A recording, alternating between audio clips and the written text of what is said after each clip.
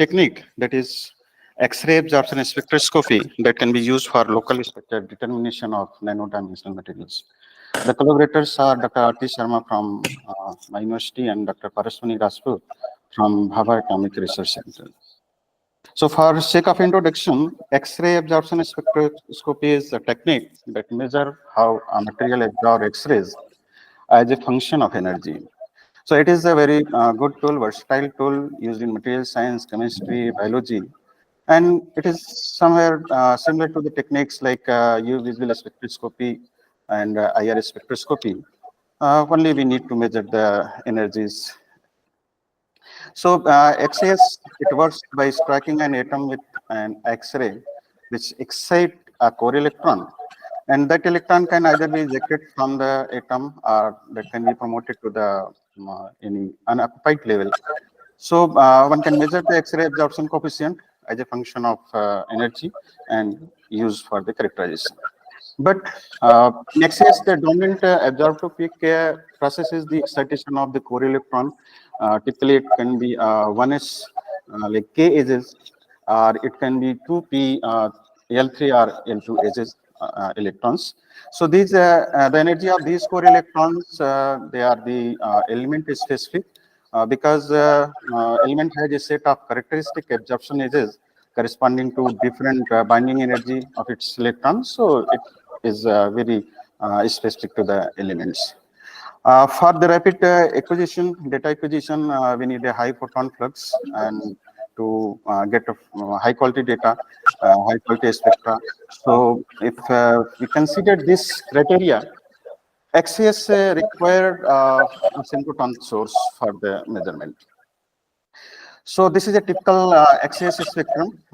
We have two parts in this spectrum, lower energy part, that is the gens, and higher energy part, that is exhaust. So this is the absorption is, and gens that can give that can provide the information about the oxidation state, while the other part exhausts that can give the coordination environment, local coordination environment around that specific state. So using this as one can get the oxidation state, occupancy of final state. This range, which I said that is dense range, it can give the band structure, long range order, the digestion of molecules, while exhaust can give the local structure. It can give the coordination number, it can give the distance between the neighboring atoms and the disorder. So a little bit more about the genes. So this from the one set of X-ray absorption, that is referred as the absorption is the genes. X-ray absorption near edge structure, and it is the reason that a core electron photo-excited into bound state or empty state, balance state. So because of that, it gives the its shape and intensity is a characteristic of oxidation state. It gives the number and type of lesions which is attached or other species bonded to the excited atoms. Since the position of its energy is influenced by element electronic structure, so this gens gives the oxygen state. While going for the exhaust, that is the extended X-ray absorption of fine structure, then here we can get the other information. So above the absorption is the portion is from XAS spectra is the exhaust, and it gives the oscillations in the absorption process, and that can be related to the neighboring atoms. So one can get the number, the type of neighboring atoms, and the distance between the neighboring atoms. So the scattering intensity of this photoelectron falls off roughly with distance from the central atom, making this exhaust a tool for the local spectral technique, generally 1 to 2 atoms from the central atom. So we have did all the XS experiment in Indus to Rajaramana Center for Advanced Technology. So there are two beam lines from the Bhabha Atomic Research Center by the group Beamline Development and Application section. So they have two beam lines, BL8 that is operating since 2009 and BL9 that is operating since 2013. So at BL8, one can get measurement in transmission mode only, and we can get fast and time result studies here. But in BL9, we can also get the measurement in fluorescence mode. So that is a good thing, and because we have detectors that can be kept in front of the sample to get the fluorescence. So most of the experiment we did at BL9 beamline. So there are a lot of advantages of doing a XAS, like as it is element specific, so one can focus on one element without interference from other elements which are present in the sample. So the element specific metal of the interest is never silent with respect to XAS, as we can find silent properties of atoms uh, in EPR and other spectroscopic techniques. But here, X-rays, all the metals can be probed. So also it is not limited by the state of the samples. Like we can measure all the state of the sample, solid, gases, powders, liquid, as well as powder, solution, frozen solution, like most of the time biological samples are in frozen state. So it is not necessary here also to have a single crystal of material. So polycrystalline material can be also used oriented, but the advantage of being oriented crystal or single crystal, that it enhance the data, so one can get increase statistics in this case. So XS has very good resolution, subatomic angstrom kind of resolution, that is rapid measurements, sensitive to chemical groups, local structures. It can be detectable. All the elements can be detectable, so that is not a problem. As I said, any state and any atom in any state of matter can be detectable. Coming with our research activities with XAS, so we have did three different type of material. Maybe we can say powder, thin film material, and heterostructure, and some alloy. So most of the time in powder, we have some kind of doping in powders like zinc oxide, beryllium sulfide, barium magnesium aluminate, zinc ferrite, so on. And thin films, we have a lot of studies on thin films like gold on ripple silicon surface, cobalt TI bilayers, 10 layers are there, 10 layers are there. MgO, cobalt MgO, these are the tri-layers, iron, chromium, aluminum tri-layers, and few heterostructure, zinc, cobalt, oxygen, and zinc oxide heterostructure. Recently we did HFO2, graphene and its composites. In Li, we have different Li to measure. So with this, now I try to give some examples with the techniques used. So first example is the gold nanopillars deposited on ripple silicon surface, and this has been in press in the Journal of Alloy and Compound, with highlights that for the first time the local structure information has been obtained using the EXAPS approach in different direction and correlated with the plasmonic bands of the gold nanostructures. So for this experiment, we have developed one we use 200 kilo electron volt argonines for the fabrication of ripple silicon surface, and once ripple silicon surface was fabricated, we have deposited 5 nanometer gold on that ripple. So this is the AFM image of the gold deposited on the ripple silicon surface. We can see the ripple on the substrate, and these the nanostructures, that is the gold on the ripple surface. And then we taken the SPR, surface plasma resonance, and for the flat surface, we have a well-known band, that is at 520 nanometer, and for the Dr. Mangendra, yes, sir. You have to summarize your Okay. work in 20 minutes. Okay. Okay, sir. Okay. So when there is a change in the aspect ratio from sphere to some other nanorod and other kind of structure. So we found that there is a shifting of the peak as well as there is splitting. So we correlated this splitting with the exhaust. This is the exhaust result, and the normal what we do, and we found that the coordination number is increasing. But then we did the exhausts in both the direction. One is parallel to the nanopillar and one is perpendicular to the nanopillar. And the result shows that the coordination number in both directions are different, although the trend is same, but the coordination number is different. So it is 8.2, here it is 6.2. So in parallel direction, it is coordination number is less as compared to the perpendicular direction. And so one can also probe the such kind of material using exhausts. Okay, so here we have did manganese dope zinc ferrite.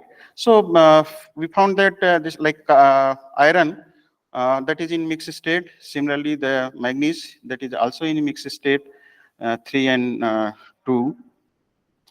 Another example is europium doped, where only we did gens to find out the oxidation state, and most of the time we found that it is in 3+, except one case 6% europium doping, it is 2+.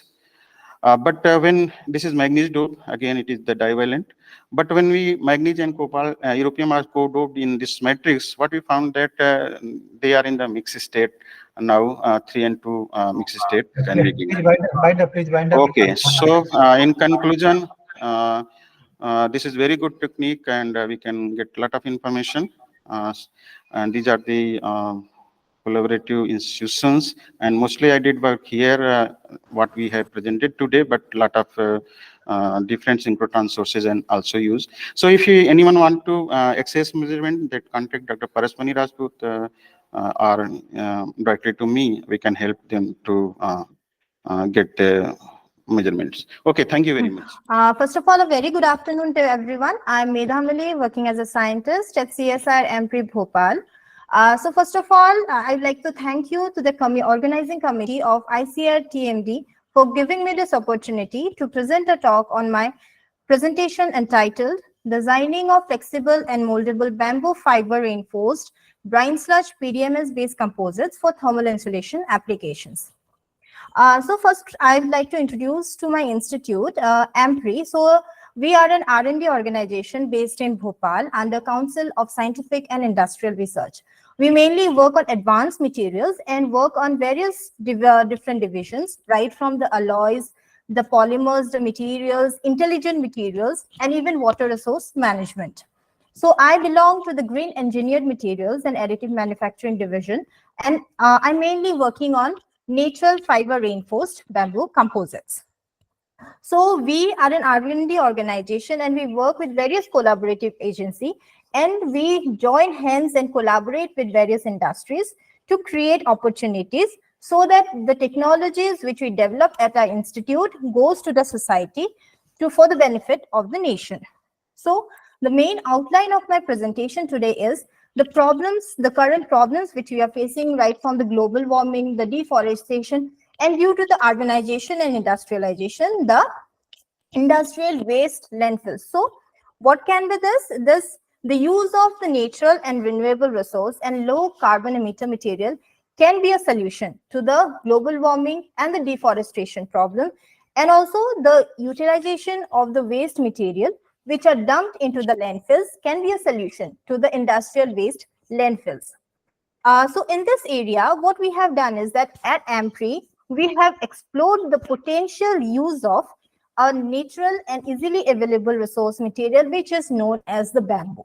So bamboo is known as the green gold. So at AMPRI, we have developed this expertise, and we have developed a novel alternative to structural wood and wood construction materials. So bamboo is a naturally and fast-grown resource with superior physical and mechanical properties.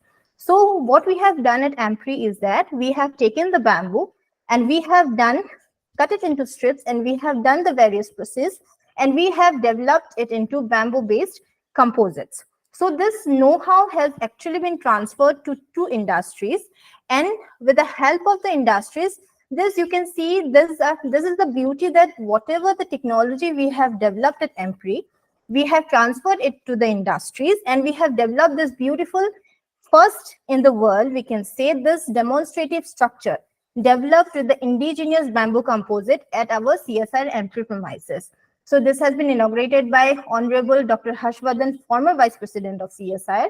And this, in the below, you can see this is another structure which we have disseminated and developed at another state of India. So this expertise has actually motivated for the present work, which like use of the renewable biodegradable foodstuff bamboo, and also the industrial waste utilization, which we have used is the brine sludge. So develop a flexible and moldable bamboo fiber reinforced brine sludge PDMS based composite, thermal insulation property assessment of the developed material, and applicability of this developed flexible bamboo brine sludge PDMS composite. So as we already talked about, raw material is the bamboo. It is a renewable and the fastest growing plant. The beauty is that it matures in 3 to 5 years, does not contribute to deforestation, and absorbs 35% more carbon dioxide as compared to the equivalent trees. So another raw material which we have used is the brine sludge, which is an industrial waste generated in large amounts. So it is generally dumped in the landfills. So an effective utilization of this waste material for the development of composite or the useful product and contributes towards a cleaner environment. So the metrics which we have used for our work to make it a flexible composite is the PDMS rubber. So it is a hydrophobic and physiological inertness, it has thermal stability, and it is a low temperature performance material. So what we have done in this work is that we have first of all prepared the bamboo powder from the bamboo. We have taken the bamboo, we have converted into sticks. We have taken the treated and neat bamboo powder. Like we have taken the sticks, we have done the treatment, proper treatment, and then we have crushed it into the powder. Then we have to next prepare the brine sludge powder, which is the treated one. So we have taken the brine sludge, which is directly obtained from the industrial landfills, and then we do the treatment of it using NaOH solution, and then we dry it, and then we get the treated brine sludge powder. And then finally, the methodology we have used for the preparation of this is that we take the predetermined amount of the treated brine sludge powder and the PDMS, which is the matrix, and blend it properly. And then in that, we have done the variation of the bamboo powder to be added. So we have used it for the 3 to 9 weight person. And then you can see this flexible and moldable bamboo powder reinforced brine sludge PDMS based composite, which is shown in the left side. So the advantage of this process is that this is a very simple process, does not have any sophisticated equipments used. So the beauty is that it is using natural and renewable resource, and the main is that it is using the waste material utilization for the value added products. So it is helping in addressing the various environmental concerns also. So the product advantage is that it is flexible and moldable, and so highly versatile and adaptable product shapes can be obtained. So the main characterization which we have carried out is the water absorption. So this is a table. Actually, we have prepared this 9 samples. We have used for the treated samples also bamboo powder, and untreated also, and we have done the variation. So we can see that with the increasing of the bamboo powder, the water absorption is actually reducing. And the maximum after 48 hours, it has got stabilized. Next, this is a very important characteristics. This is the FESEM, which we have characterized for this is the neat sample of bamboo, which we have characterized. So first one is it shows a relatively smooth surface with bamboo fibers along the longitudinal cross direction along with the parenchyma cells. And the below one is the cross-sectional of bamboo. So this image shows the vascular bundles and the xylem present in the bamboo cones. So this is a FEM study of pure PDMS and brine sludge. In this, we have not yet incorporated the bamboo powder. So in these 3 clear images, we can say that it has got a heterogeneous mixture and excellent scattering of the brine sludge. So this brine sludge particles are consistently bound to the matrix. And this microphotograph shows bigger and smaller brine sludge particle aggregates of various shapes on the PDMS matrix. So this is a FESM study of the sample developed. So in this, the bamboo fiber has been used. In the left side image, the 3% of treated bamboo is used. And in the right side sample is a treated bamboo of 7 weight percent. So this is just a comparison that on the 3 weight percent, distinct round and hexagonal shape brine sludge particles are more evident. And when we increase the percentage of bamboo, it shows that the bamboo fibers exhibit a rod or flake-like structure. So this picture demonstrates a stronger interaction between the matrix and the reinforcement following chemical treatment of the bamboo fibers. So these are another images. So here we can clearly see pores on the surface of the material developed. So this is of the composite material. So the above 2 images shed light on the porosity in the developed composite material and the presence of perforations in the pores. State that larger the porosity, lesser the thermal conductivity. Hence, this confirms that this produced bamboo fiber brine sludge PDMS composite material can act as a thermal insulating material. So we have already also done the thermal property measurement.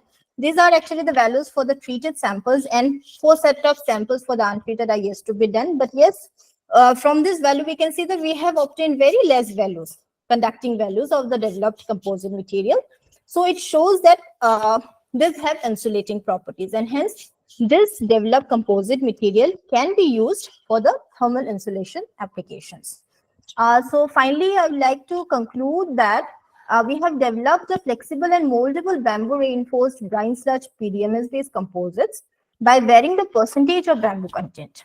It serves as a foundation for developing innovative flexible materials utilizing naturally available bamboo resource and industrial waste brine sludge. And this composite shows low thermal conductivity and hence have insulating property favoring use in thermal insulating applications. So I would like to acknowledge to our director, CSR AMPRI, for giving me this opportunity, and all the organizing team of the ICRTMD conference for allowing me to present my work, and all other colleagues, technical officers, and my dear student. Thank you so much. Myself, Dr. Meera Argumaste. I am from Department of Applied Physics, Dayanand Sagar College of Engineering, Bangalore. Today I am going to present a talk on comparative study of electrical parameters of cadmium telluride and zinc telluride nanoparticles by Van der Pau Hall measurements.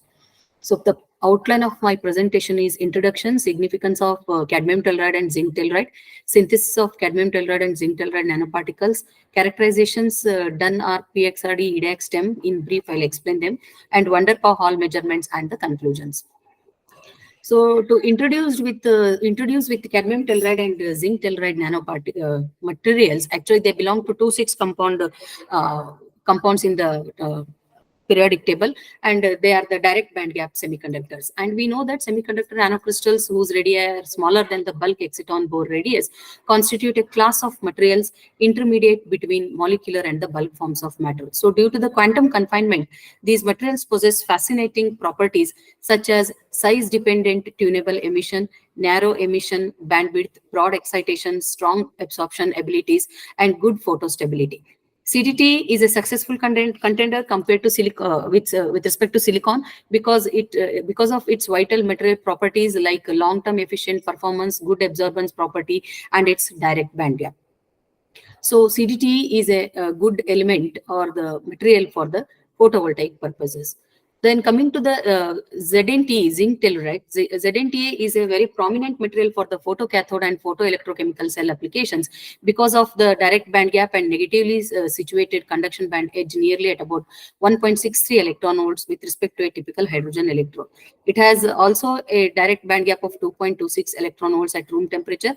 It can be applied in the photoconducting cell, light emitting diodes, photovoltaic materials, etc.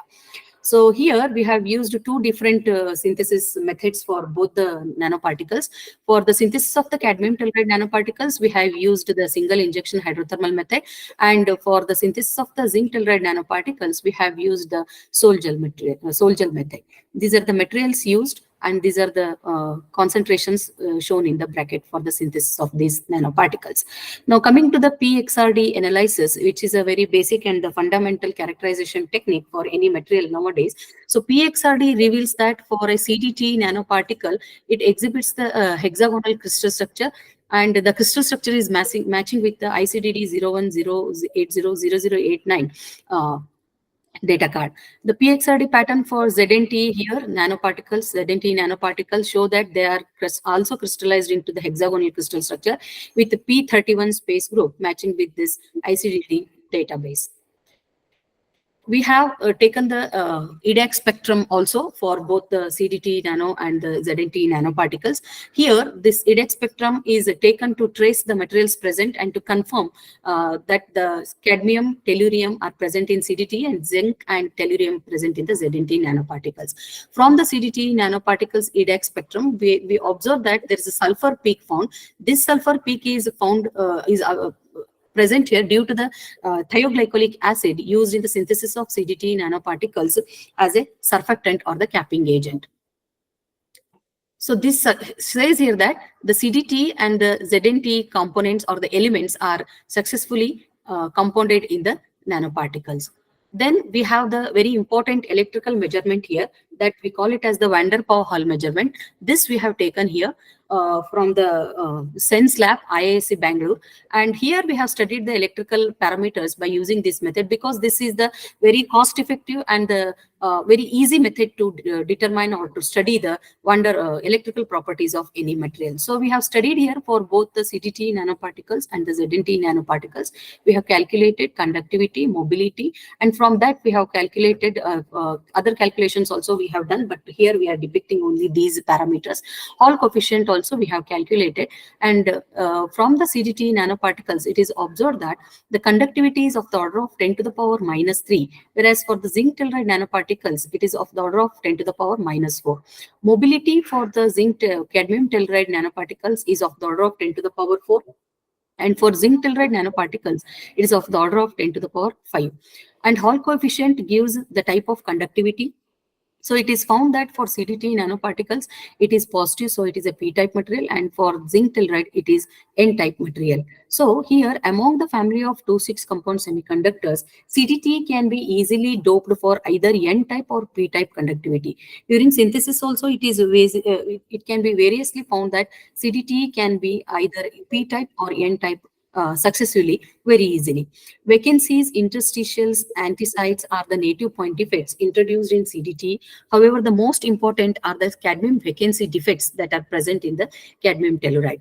So it can be learned from this from the literature that for surplus T solid solution of CDT, cadmium vacancy are dominant. So here we have used the concentration of T.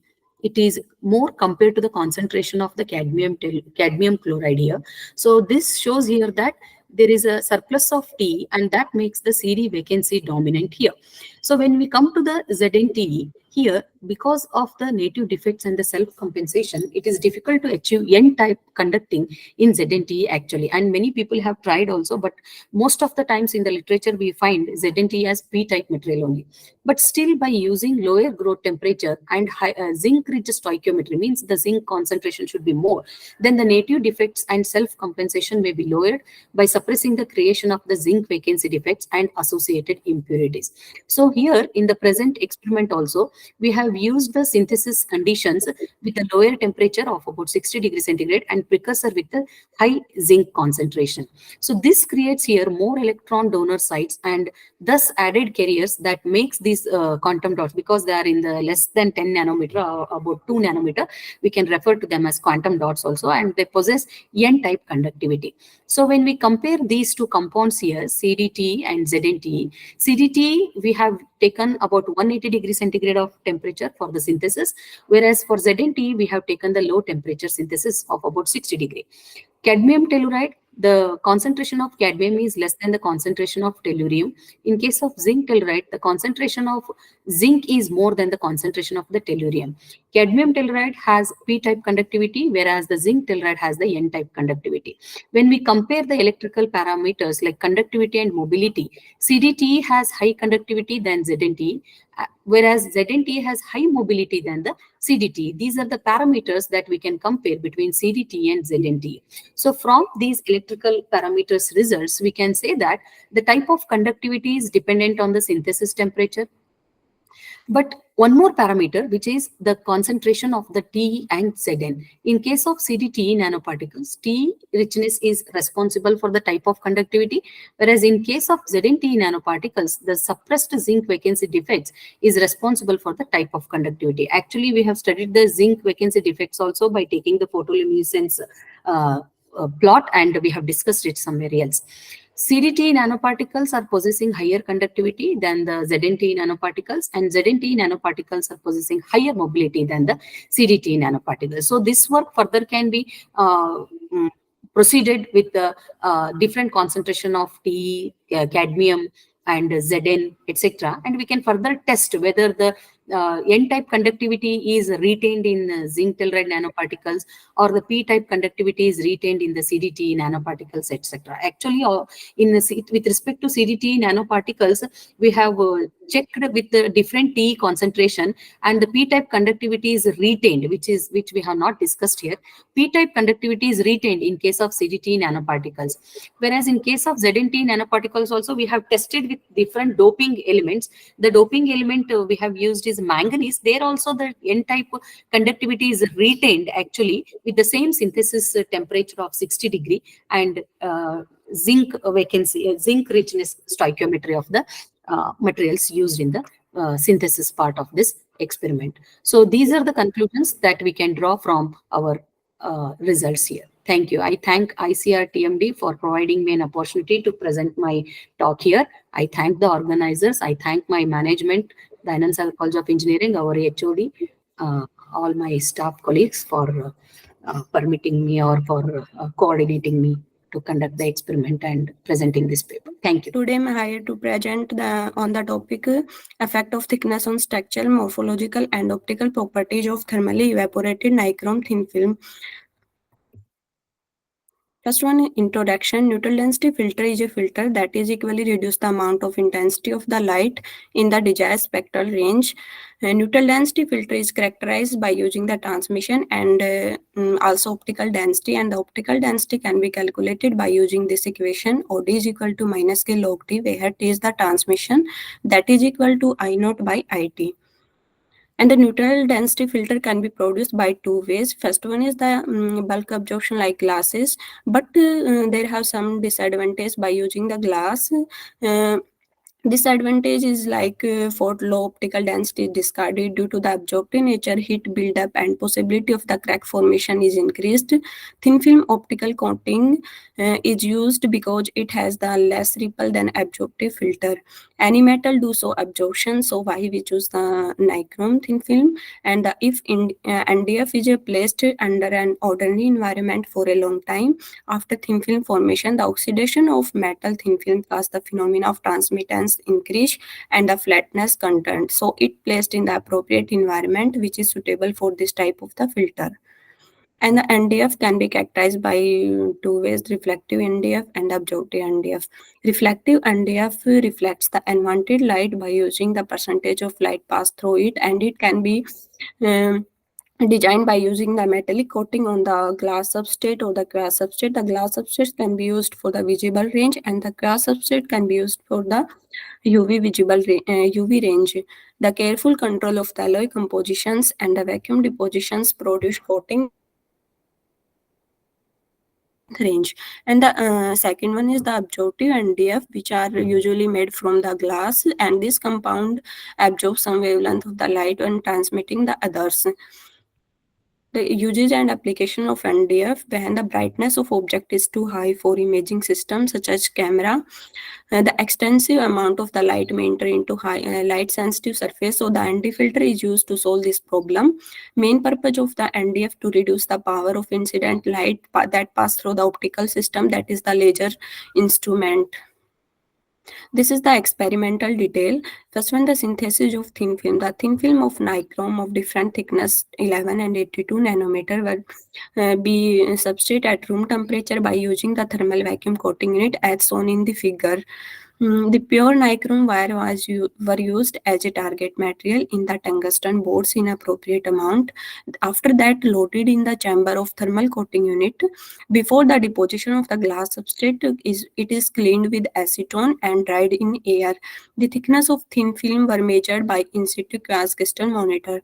After the thin film, the conditions of the thin film formations is the distance between tungsten boat and substrate was taken to be the 10 centimeter under a high vacuum conditions within 2 seconds. The results and discussion. The figure shows the XRD diffractogram of nichrome thin film. The 11 nanometer thickness shows the amorphous in nature, but as we increase the thickness, the crystallinity is increased with which corresponds to 10 plane, has a face-centered cubical lattice structure with the space group PM3N, and the crystallite size will be calculated by using D by square formula, that is equal to 0.9 lambda by beta cos theta, where beta is the FWHM. This lattice strain can be calculated by using this equation, and the small crystallite size of 3.98 nanometer results the peak broadening, and the least value of the lattice strain, that is 0.0194, which indicate no peak shifting. This is the 3D view of topographical view of nichrome thin film were analyzed by using the atomic force microscopy, and the atomic by using this the 11 nanometer thickness has the surface roughness 6.034. As we increase the surface roughness, this is the interesting that the surface roughness is decreases as we increase the thickness. This decrease in the roughness prevents from the scattering losses in the ND filter. This is the same image of nichrome thin film, and first one is there is a no clear microstructure in the 11 nanometer because it was amorphous in nature, which can be clearly seen in the XRD diffractogram.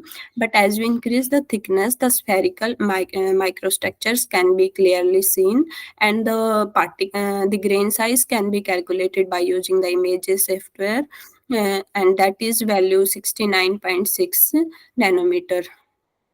This is the EDS analysis, which can be used to determine the compositions of the element which present in the thin film, and the two peak corresponding to nickel and chromium, which indicates that the thin film, the pure thin film can be and homogeneous coatings is achieved. And the first one is the 11 nanometer. There is a significant difference in the compositions of nickel and chromium, that is 27 to 72, but there is a slight difference in as we increase the thickness to 82 nanometer, that is the nickel chromium is the 71% to 22% of chromium. This is the optical property which can be calculated. The transmission and absorptions can be calculated by using the UV visible spectrophotometer, and theoretically we can calculate it by using these equations. The transmittance can be calculated by using these equations. Experimental results have a good agreement with the theoretical model, and the thin film also have neutral absorption and transmittance in the visible region, and the optical density can be calculated by using minus k log t, where t is the transmission, and at the 11 nanometer thickness the OD value is 0.5, and which indicates the light intensity reaching the sensor by approximately greater than 68%. This is the transmission, which at the overall value of optical parameters of the nichrome thin film was taken at the reference wavelength 510 nanometer, and the absorption percentage is 37, to it increased with the thickness 42.9 percentage. This is the conclusion. In the present work, I investigate the thickness effect on the structural and morphological and optical property of fabricated nichrome thin film under a high vacuum by using the thermal evaporation coating unit. XRD reveals that ultra thin film of nichrome sports amorphous nature, but we increase the thickness, the crystalline, it shows the crystalline natures with the least crystallite size and strain. AFM confirms the good quality surface. The surface roughness is decreases as the thickness increases, shows no scattering loss in the filter. And the SAM EDS also confirm the uniform compositions of nickel and chromium after the depositions, and the SAM image depicts homogeneous and pure nichrome coating is achieved. This is the references. So good evening, one and all. First of all, I would like thank to the organizer to provide me an opportunity to present my work here. I'm Monica Joshi from Amity Institute of Nanotechnology, Amity University, Uttar Pradesh. And today I would like to deliver some of my research work on eco-friendly and sustainable nanomaterials for the removal of hazardous contaminants from wastewater. As sir, it's the second slide. Yeah. Okay, thank you. As we know that for a good health, for a clean air, fresh food, and water, clean water is the mandatory things. But nowadays, all these three things are challenging. Air is polluted, food is polluted from various types of soil pollutants, and water is polluted with a variety of pollutants. So today I would like to speak more about the various water pollutants and their removal strategies using nanomaterials. As per the analysis, around 780,000 people die per year for the consumption of contaminated water, and it is 10 times higher than the natural disaster death due to the natural disasters. So that inspires me to at least check the major sources of these water pollutants and their removal strategies. Now, if we will come for the sources of these water pollutants can be the wastewater discharge from the domestic side, as well as the wastewater discharge from the industrial side. If we will talk about this domestic wastewater, in general, they have a variety of bacterial contaminants that can be removed easily with some biological methods. But the major sources I can say for these toxic pollutants are from the industrial wastewater, because even if it is in a very less concentration, they create a very adverse effect to our body, not only humans but also our aquatic environment also. So in Indian scenario, the food, textile, automobile, oil industry, pharmaceutical industry, and pulp and paper industry, these are the one of the major generator of this pollutants. Now how they contaminants, because the basic issue with these contaminants are they are persistent, they are not biodegradable. So even if they are in a very less quantity, even in the from ppm level 2, their removal is quite challenging, and because they can easily mixed with water bodies, and their biological degradation is not possible, first thing. Second thing is they are toxic, and their byproducts are also toxic. So that's why they can some strategies can be required to remove these pollutants. If we will talk about these major pollutants, toxic pollutants, I can say they are dyes, which is one of the major source from textile as well as from food industries, heavy metals, oil, phenols, acid, sulfates, and one more which are after COVID, which is generated in a very high amount is our pharmaceutical contaminants, PCCBs. They all are carcinogenic and toxic in nature. So now the question arises, why nanomaterials? Nanomaterials, because they are rapid, they are effective due to their high surface to volume ratio. The next thing is, but in these nanomaterials also, I preferably use the eco-friendly nanomaterials due to their eco-friendly nature and no sludge formation, toxic sludge formation after the use. And the method that what we have used is the catalysis as well as the adsorption methods for the removal of these contaminants, which we have I will discussing in my next few slides. So now even for the nanomaterials, if we will go for the the industrial application, not in the lab-based applications, the major challenge is their quantity, their yield, because they are not a very cost-effective solution. Most of the time, the cost is very high due to if we are synthesizing it with some physical route or with some normal chemical routes. That's why we choose some biocompatible nanomaterials like agriculture waste or some other waste materials and developed some kind of nanomaterials. And the primary goal of our research is that should be in the high yield. Second goal is they should be in the biocompatible in nature, and the third one is because if we are removing some contaminants from water, sometimes nanomaterials itself create toxicity. So that to overcome that challenge, all the nanomaterials are biocompatible. And the third one is they are cost effective too, and they should be reusable so that they can be easily used in the real wastewater. The removal of contaminants from the real wastewater. So with this, first we have developed a composite.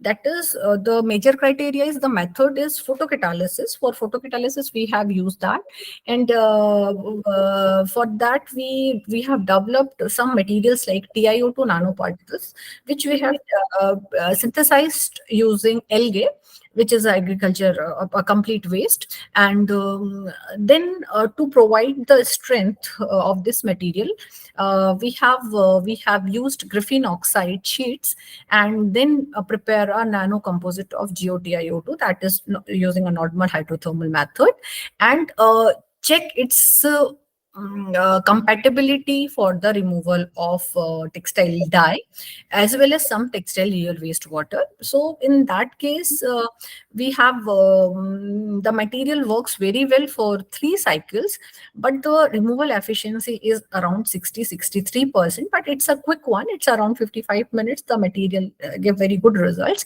but still the removal efficiency is not very high.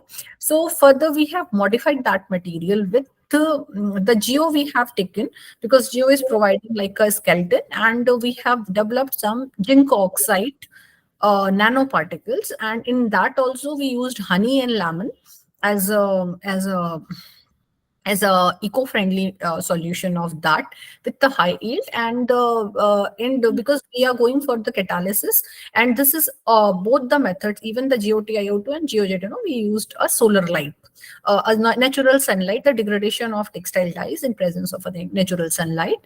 And in that we have prepared some spheres of zinc oxide nanoparticles, and prepare a composite using this method, a normal hydrothermal method. We will get a better efficiency compared to GOTiO2. But still the reusability is only of 2-3 cycles. And so that further we have done, as graphene oxide is a very good material because it's an electron controller and a transporter, and so we have modified this zinc oxide nanospheres with zinc oxide tetrapodal structure. Tetrapods are a highly porous material. These tetrapods are synthesized using a normal flame synthesis, which was done by one of our collaborator in Denmark. So then we have used cuprous oxide, because in earlier time this copper is used for the purification of water, and it's 100% eco-friendly and a safe material. We have checked every time the toxicity of these materials also, and they are the cheap materials, not a very costly material for synthesis. And then we have checked its efficiency for, because it's adsorbent, we have checked its efficiency for the removal of dyes as well as for the removal of some heavy metals also in the real wastewater, that is the industrial wastewater. And surprisingly, we got a very good efficiency of this material towards for in the real wastewater. I am showing it here, you the results. Around 97% efficiency for the removal of dyes, and around 99% efficiency for the removal of chromium. Chromium is one of the very toxic heavy metal that can be discharged from variety of industries like leather industry, electroplating industry, textile industry, and this material successfully removed this material, this chromium as well as the dyes, and variety of dyes we have checked using that material. So it can easily remove these materials, contaminants from water. And this is the after completing these two primary tests, we have taken some industrial wastewater from textile industry near to the Faridabad, and we have checked the removal of these material, these contaminants. Like we have checked TDS of the water, we have done the TSS analysis, COD analysis, BOD analysis, as well as the removal of lead, which is another toxic compound, chromium, chloride. The first we have checked the presence of these water, and then after that we have checked it before and after removal, and the material works very well. This is the one strategy that we have done. In the some other activities we have chosen, because these tetrapods are very highly porous as well as very good material. So what we have done, we take sugarcane bagasse. Sugarcane bagasse is the another material which is again agriculture waste. We have converted it in activated carbon. This is a porous material, and mixed it in a tetrapodal structure. And again we have this material is a very cheap material, I can say, and one can synthesize in very high yield. And this material we have done, we have checked for the removal of, again, for the various contaminants like lead, cadmium, chromium, which are present in the real wastewater. And surprisingly, we have done very good results in that material as well. Further, we have developed some other materials like thus with the same activated the sugarcane bagasse. We have prepared activated carbon. Then again we have prepared activated carbon using algae, because algae has a variety of compounds, and we mixed it in iron oxide. The basic reason for mixing it in iron oxide nanoparticle here is to make the material magnetic, so that the separation can be easy. And we have checked it for the removal of some pharmaceutical contaminants, like removal of pharmaceutical contaminants like DCF, diclofenac sodium, which is highly high, which has the highest percentage in the wastewater present in India. And then the reusability of that material as well is of up to 5 cycles. Apart from that, we have prepared so many materials with the help of these waste, like the preparation, or I have already told you that algae, the preparation of TiO2 nanoparticle from algae. Then we have prepared some composites on the nanofibers. We have prepared some nanofibers on that and checked its removal for the oil present in water. This is again a biocompatible material, and then one can synthesize in a very high yield.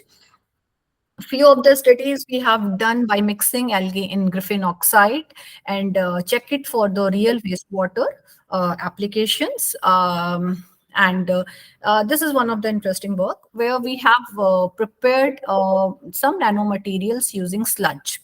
Actually, after the basic impact of these materials are, After that, the sludge is generated, and that sludge is itself is a toxic material. So we have converted that sludge into biochar and use it for the removal of wastewater. So that is again a zero use material. So we have prepared some taken some sludge, textile sludge. Sludge is a that is a waste after treatment of the water, and then we have converted into the biochar, and this biochar we have mixed in PDMS and prepared some hydrophobic solvent compound, not the solvent, but it is a solid compound, and we have used it for the treatment of water. So this work is again published. So in conclusion, I can say that synthesis of nanomaterials using agriculture waste is a cost effective way and an eco-friendly approach for the elimination of emerging contaminants, toxic contaminants, and heavy metal pollutants from the aqueous stream. And because the low cost nanomaterial synthesis is still a open area for the researchers, and further studies can be we are working on the high scale production for the materials, for these materials, for the application, for various applications. And these are my collaborators. I thank my university first to provide me this the platform to work. Apart from that, I'm really thankful for my collaborator, Dr. Subhasha, and my research students, Mahima, Kanika, Monica Dubey, and Jyoti and Rupal. My collaborators, Professor Mishra, Professor Bhatnagar, and Professor Srivastava, Professor Avasti, and Dr. Bharat. With this, I thank the organizers once again.